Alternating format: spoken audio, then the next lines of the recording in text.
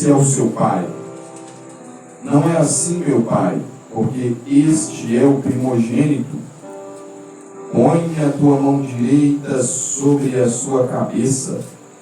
Mas seu pai recusou e disse: eu o sei, meu filho, eu o sei. Também ele será um povo, e também ele será grande. Contudo, seu irmão menor será maior do que ele, e a sua descendência será uma multidão. Em ti abençoará Israel, dizendo: Deus te faça como Efraim e como Manassés. E pôs a Efraim diante de Manassés. Só até aqui, irmãos. Pode tomar o seu assento. Glorificando o nome de Jesus. Glória a Deus, aleluia. Glorificado seja o teu nome. O seu objetivo é aquilo que o Espírito Santo ele propôs no meu coração, mas eu entregar aquilo que ele me ordenou nessa noite. Aleluia. Aleluia. Irmãos, o texto ao qual nós lemos nessa noite vai relatar a história de José. E nós ouvimos falar muito de José em alguns cenários. Nós ouvimos falar de José quando ele era um jovem. A Bíblia vai dizer quando ele era um mancebo. É interessante que quando ele era jovem se fala muito da túnica, se fala muito quando ele foi vendido e se fala muito da trajetória dele sendo conduzido ao Egito, vendido pelos seus próprios irmãos como escravo.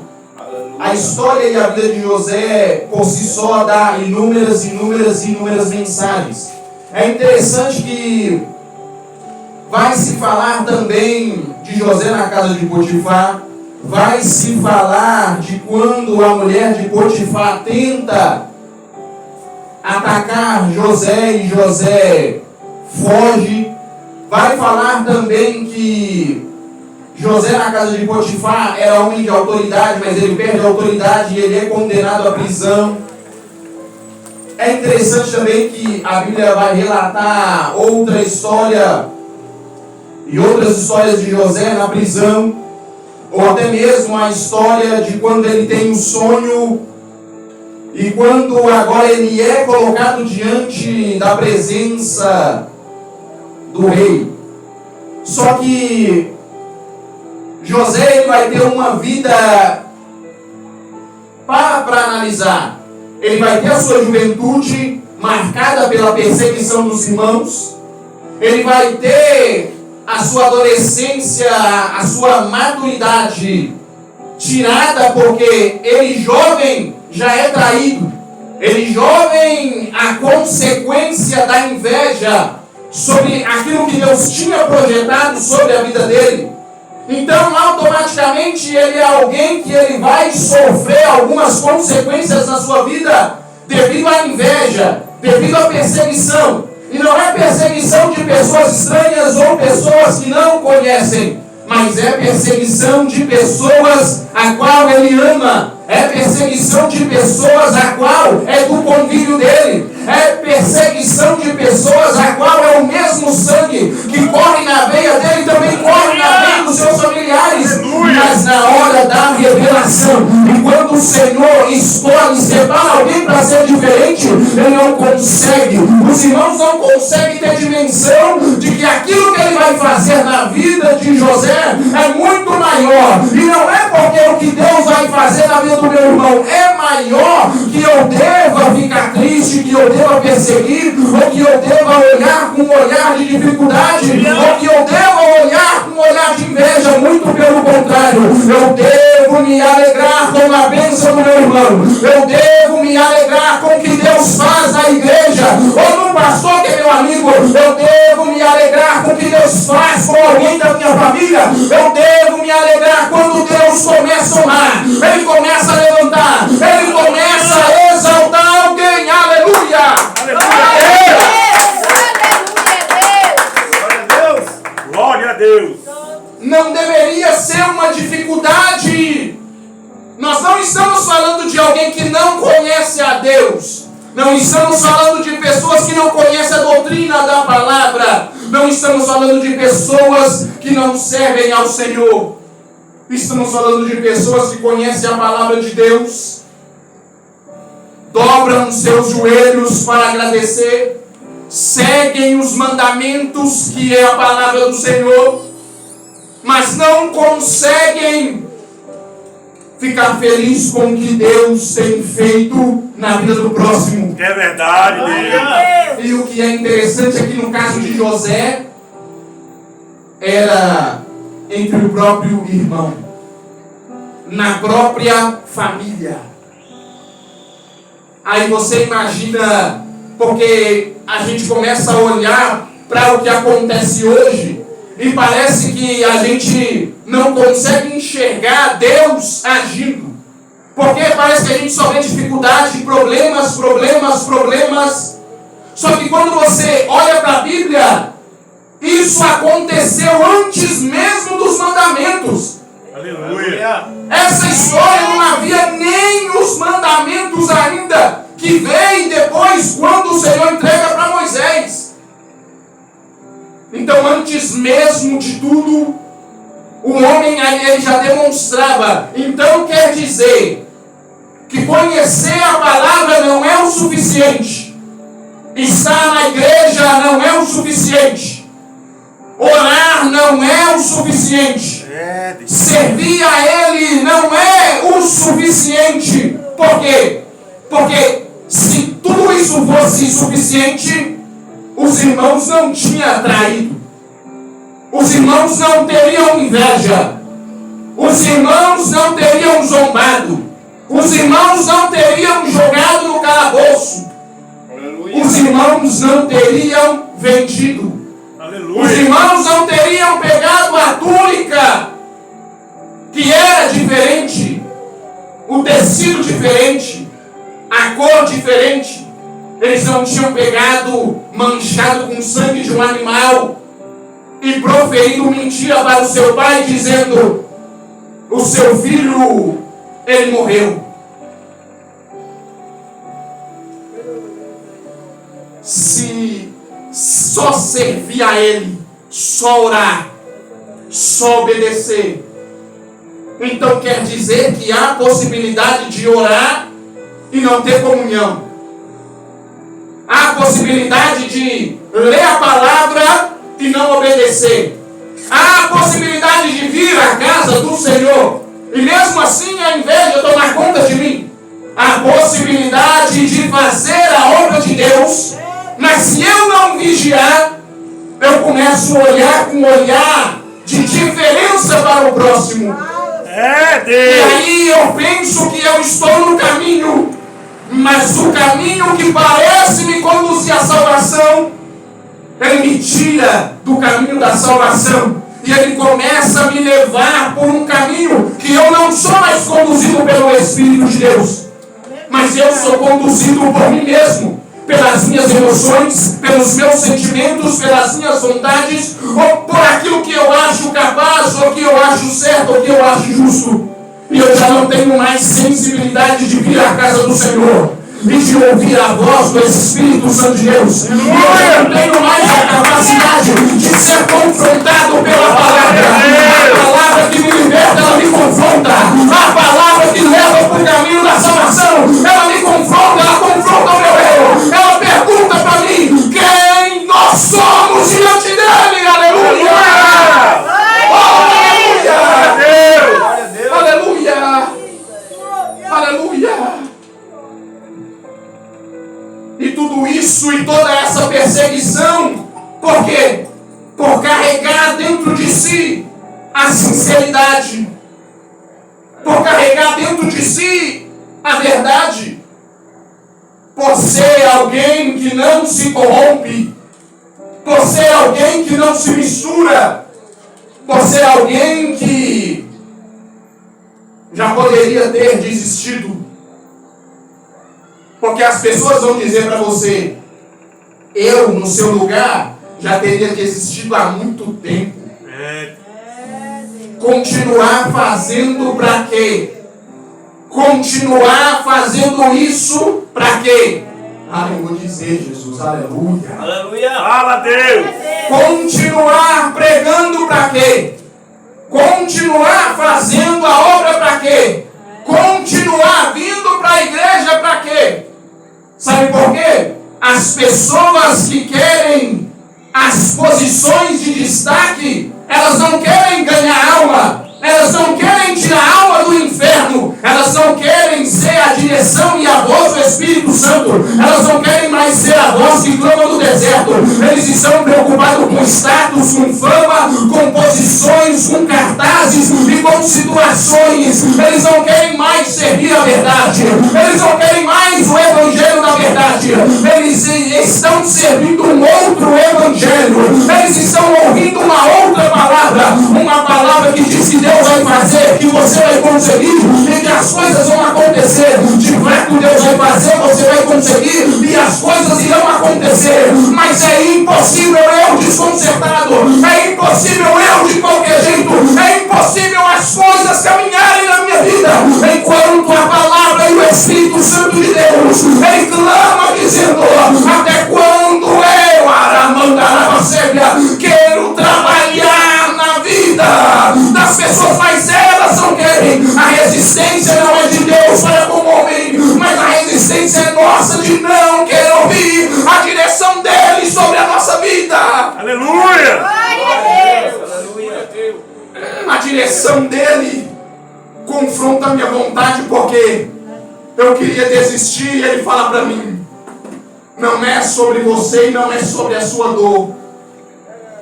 Não é sobre a decepção que você carrega, porque você já fez, continua fazendo. E sabe qual é a recompensa que você recebe? A ingratidão.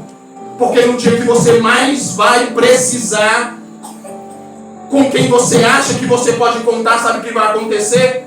Ele vai mostrar para você quem é quem. E quem você confiou vai virar as costas para você. Aleluia! Aí, se você começar a analisar, aleluia,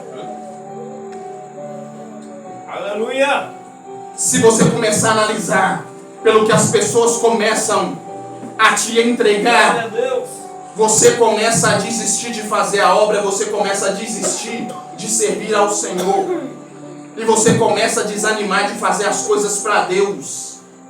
Porque o nosso olhar, ele vai se voltar para o homem e não vai se voltar para o Senhor. Se José, ele se permite olhar para a decisão que os irmãos tiveram contra a vida dele, e o olhar dele é focado na decepção que foi causada sobre a vida dele, ele não tinha força para continuar. E ele até poderia blasfemar contra o nome do Senhor e não querer servir ao Senhor mais. Ou até mesmo indagar dizendo: por que, Senhor? Até quando? E por que o Senhor tem feito todas essas coisas? Aleluia! Se nós olharmos para as decepções, para os apontamentos, para os questionamentos, para as indagações e para as coisas a qual as pessoas ficam questionando, quem está querendo status, quem está querendo posição, quem está querendo fama, ou quem está querendo servir ele por dinheiro, por oferta, ou por oportunidades de destaque, esqueceu da onde o Senhor tirou. O Senhor tirou muitos, foi da sarjeta. O Senhor tirou muitos de uma condição adversa. O Senhor tirou muitos de um cenário lamentável. E quando nós chegamos na posição a qual Ele nos colocou, parece que nós esquecemos da onde que Ele nos tirou e o que Ele fez sobre as nossas vidas. Aleluia! Aleluia! Agora você imagina, depois de José passar por tudo isso, se a soberba toma o coração dele, se a avareza toma o coração dele, e se ele começa a se achar superior demais, ele poderia ter se esquecido da palavra do Senhor, ele poderia ter se esquecido da onde que o Senhor tirou e de como foi difícil para ele chegar até aqui. Aleluia! É por isso que quem não passou não tem autoridade para dizer sobre a sua vida. Não tem autoridade de dizer para você: ah, mas porque isso é pequeno demais para você. Ah, mas porque você não tem autoridade nenhuma para dizer nada sobre a sua vida. Ele não sabe de onde Deus te tirou. Ele não sabe o que Deus fez no teu casamento. Ele não sabe os livramentos que Deus deu para o teu filho. Ele não sabe que para a tua família está de pé o sacrifício que você pagou na presença do Senhor. Quem olha para o tamanho da igreja, quem olha para o tamanho do altar, quem olha para o cenário a qual os olhos conseguem ver, ele não consegue acessar o mundo espiritual. E nós estamos aqui porque nós estamos em guerra, e é uma guerra declarada. Minha guerra é contra o adversário. E essa peleja a igreja não vai perder. Porque nós vamos usar a ferramenta. Não contra nós mesmos, mas contra o adversário. E nós vamos saquear o inferno.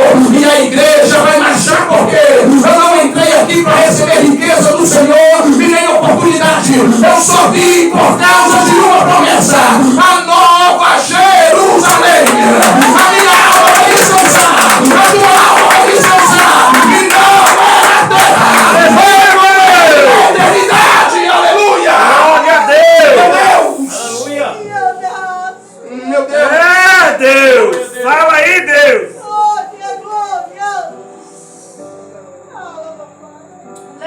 Não é que Deus não possa te honrar.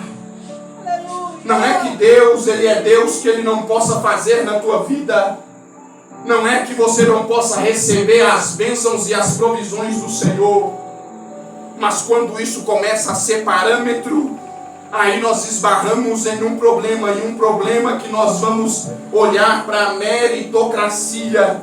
E nós vamos tirar os olhos para o que de fato nós estamos aqui na igreja. E nós vamos começar a buscar só as mãos do Senhor que pode abençoar. E quando a Bíblia vai dizer que Ele procura os adoradores que o adoram em espírito e em verdade, Ele não está buscando alguém que só adora pela bênção que pode proporcionar. Eita Jesus!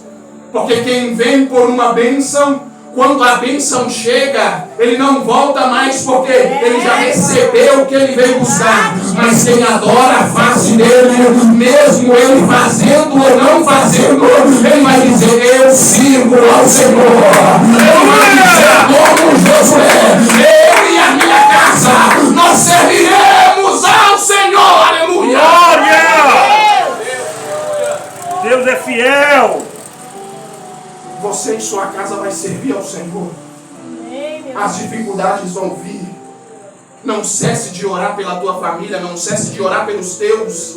Não cesse de orar pelas pessoas a qual o Senhor tem colocado no teu coração. Não cesse de clamar pelo teu esposo. Não cesse de clamar pelos teus pais. Não cesse de clamar pela tua família. E muitas das vezes não vai ser a tua pregação que vai salvar os de casa, mas vai ser o teu exemplo, vai ser o teu testemunho. Eles vão dizer: mas como pode uma transformação tão grande como essa? Como pode uma transformação tão absurda como essa? Ele era enganador, ele era mentiroso, ele era beberrão, ele era alguém que não era confiável. E hoje a família olha e diz: verdadeiramente Deus é Deus. Verdadeiramente Deus é Deus. Pode ser que ele ainda não veio para a casa do Senhor. Pode ser que ela ainda não veio para a casa do Senhor. Mas o teu testemunho, ele fala, ele prega. A tua atitude na hora da dificuldade dentro da tua casa é uma pregação. A tua decisão quando o problema foi instalado é uma pregação. A tua decisão na hora que o negócio está pegando é uma pregação. E é ele dizendo para você: não acha que a nuvem de testemunha não tem olhado para as decisões que você tem tomado, para a atitude que você tem tomado? Sabe por quê? Você passa e alguém dá testemunho. Ali é humilde, mas ali serve a Deus há anos. Ali é fiel ao Senhor. Ali não se corrompe, ali não se vende, ali esta é uma pregação. O Senhor está dizendo para você: vai valer a pena, vai valer a pena, vai valer a pena. O descanso não é na terra, o descanso é com Ele. Aleluia! Aleluia, Deus! Meu Deus! Meu Deus! Meu Deus! Meu Deus! Ele não disse que ia ser fácil. se pregaram um caminho de facilidades, de tapete vermelho, de rosas estendidas, eles te enganaram, porque quando o filho do mestre ele vem,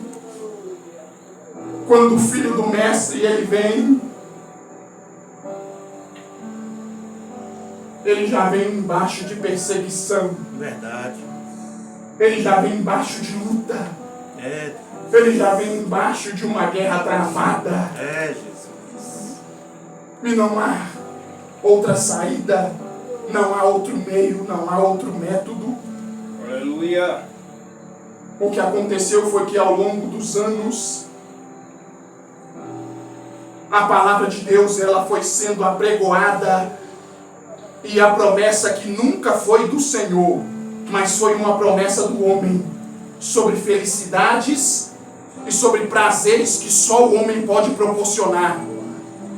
Não foi uma promessa do Senhor, mas foi uma promessa do homem. E o que aconteceu? Foi facilidades, e essas facilidades foi entrando dentro do nosso coração. E a palavra da verdade, a qual os que me antecederam, que abriram o caminho, que hoje já não tem mais força, hoje já não tem mais vigor, e que hoje já não conseguem mais, não porque não querem, mas porque a idade chega para todo mundo. E hoje eles veem uma geração que muitos vão dizer, mas que é uma geração fraca, que é uma geração que não vive a verdade, que é uma geração que não prega a verdade. E o Senhor, Ele está dizendo para mim e para você, nós fazemos parte dessa geração. Alguém lá atrás apregoou a palavra, e através dessa palavra eu estou aqui, e através da palavra a qual nós pregamos e que nós somos como igreja, é que a próxima geração vai vir. E qual é a igreja, qual é a palavra, qual é a mensagem, qual é o testemunho que nós vamos deixar para a geração que está vindo? Qual é o exemplo? Minha mãe, ela descobriu a gravidez sobre mim num ciclo de oração. Ela foi fazer visita na casa das irmãs e ali começaram uma oração. E de repente uma das irmãs foi tomada pelo Espírito do Senhor. E ali o Senhor começou a se manifestar. E ela colocou a mão sobre o ventre da minha mãe. E ela começou a dizer: eis, ela descobriu a gravidez através da revelação. Aonde a irmã colocou a mão sobre o ventre dela e disse: ei, o Senhor está fazendo você gerar. E ali ela ficou perplexa, ela não esperava. E fez os exames e estava grávida. Aleluia. E dali começou uma luta, e dali começou uma guerra.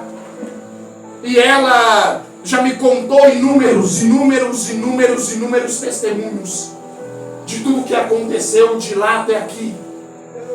Aí alguém vai dizer e vai pensar assim: não, mas porque foi fácil? Até os 14 anos eu vivi e cresci na mocidade e aprendi aos pés do Senhor. Só que chegou um determinado tempo da minha vida que eu olhava para a igreja e a igreja não fazia mais sentido para mim.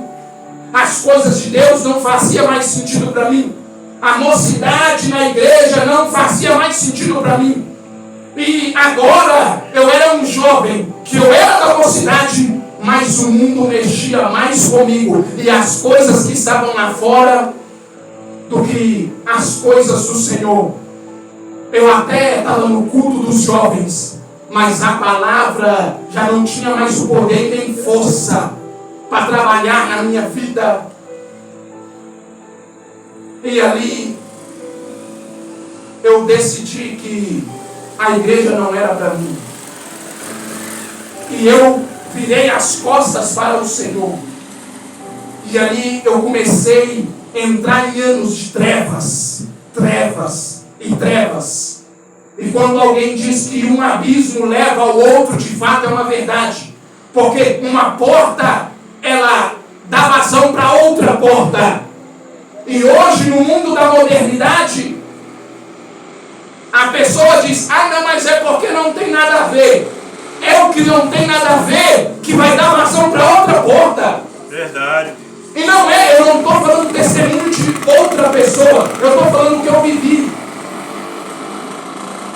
Quando as coisas de Deus já não faziam mais sentido para mim, e eu não ia mais para adorar em espírito e em verdade, mas agora eu só participava.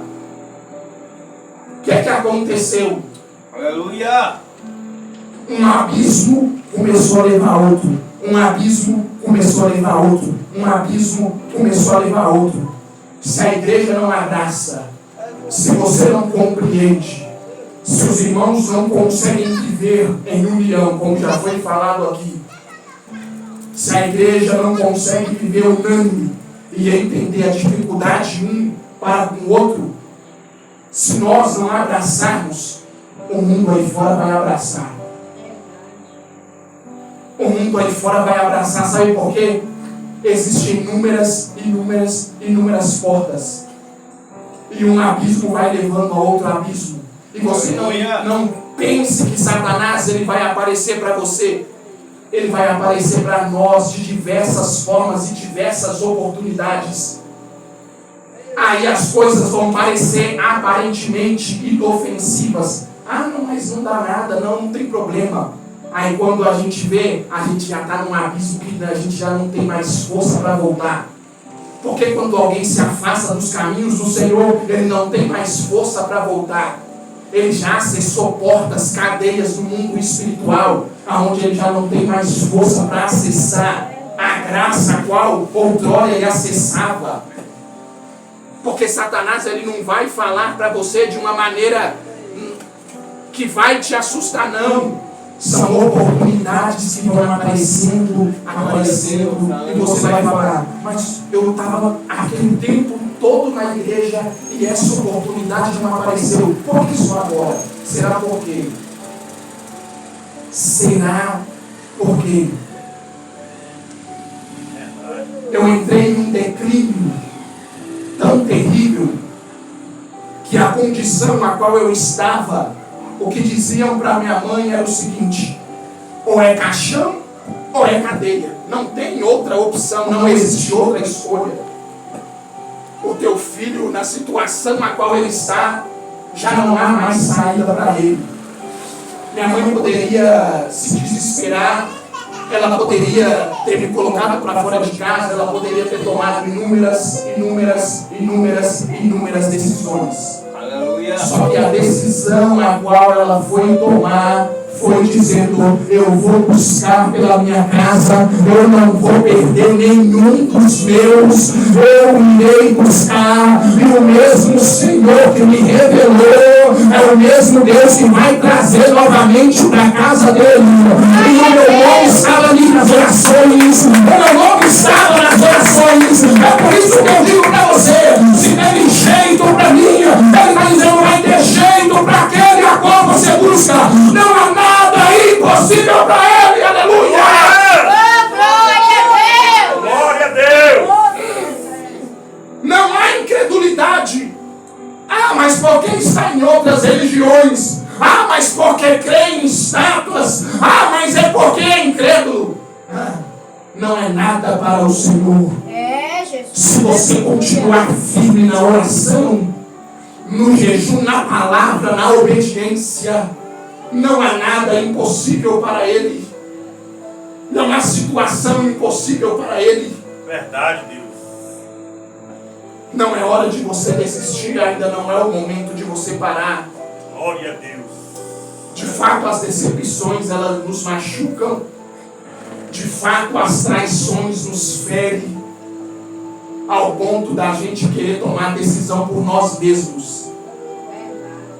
Aí depois, quando você vai orar, depois quando você está na sua casa, quando você esfria a sua cabeça, que você é sensível à voz do Espírito Santo de Deus, quando Ele ministra sobre a sua vida e no seu coração, você vai pensar assim: Aí Ele coloca mansidão e Ele te dá sabedoria na tomada das decisões. É por isso que algumas decisões elas não podem ser tomadas de cabeça quente. Verdade. Na flor do momento. Sabe por quê?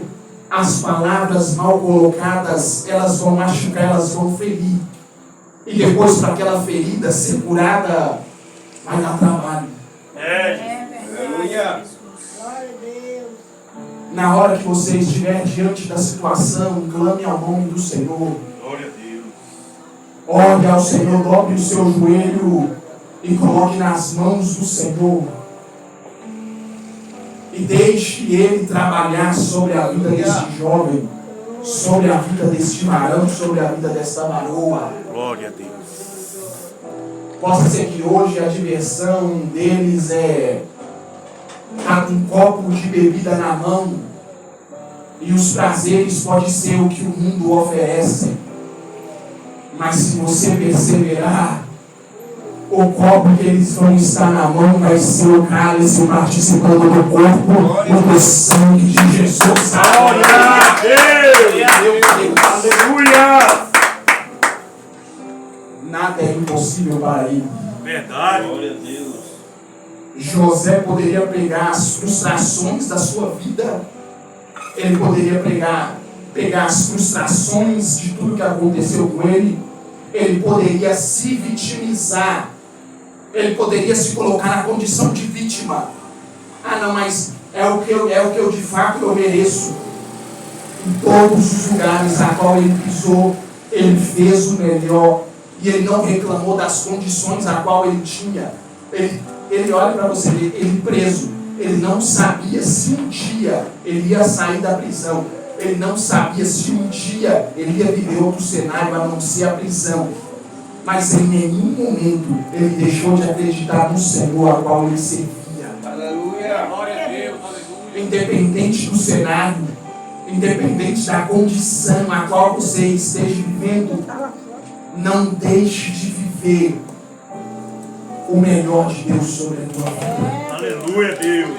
Lá no final, aonde nós lemos, capítulo 48, vai dizer que Jacó, Israel, já está adoecendo e ele vai dizer: eu tenho que abençoar os meus filhos, eu tenho que abençoar os meus netos. E quando chega na vez de José, José tem 2 filhos. O primeiro é Manassés, o segundo é Efraim. Manassés tem um significado: Deus me fez prosperar na terra da minha aflição. E Efraim tem outro significado. Aleluia! Efraim tem outro significado. Meu Deus! Aleluia! Na terra, aonde era a terra de dor, a terra de sofrimento, Deus fez ele prosperar. Em uma maneira de gratidão ao Senhor, ele vai profetizar sobre o nome do filho, Manassés. Deus me fez prosperar na terra da minha aflição. E o seu segundo nome do segundo filho é Efraim. Deus apagou da minha memória o meu passado de sofrimento.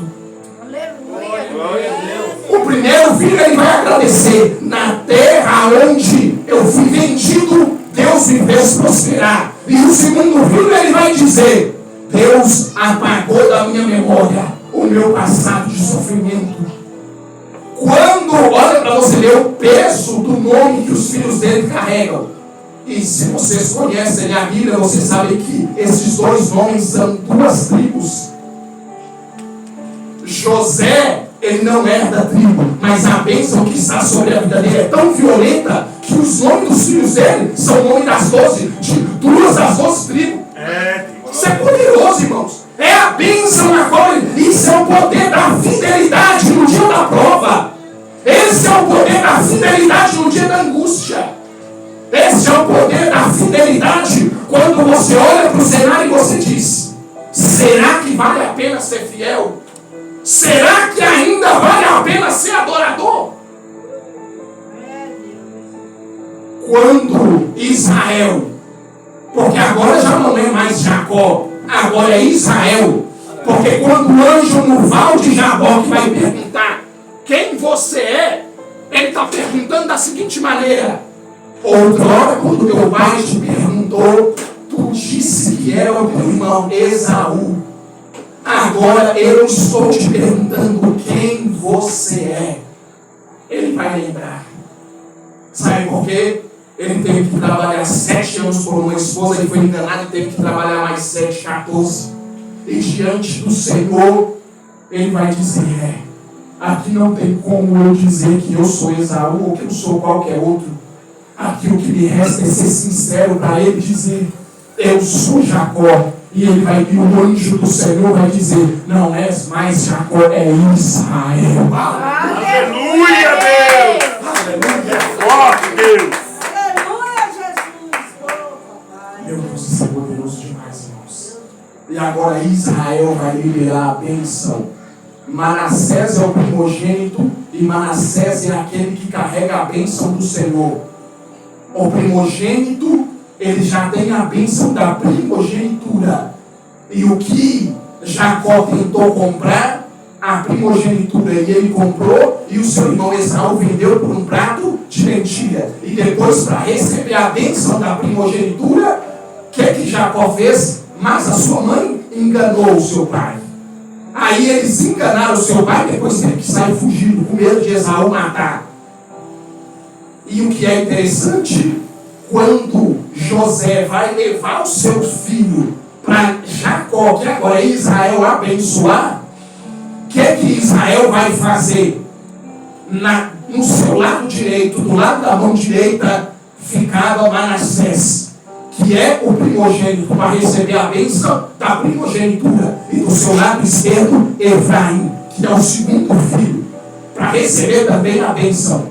E o que agora Israel vai fazer? Ele vai inverter a mão da bênção, que é a mão direita da primogenitura, ele vai colocar sobre a cabeça de Efraim.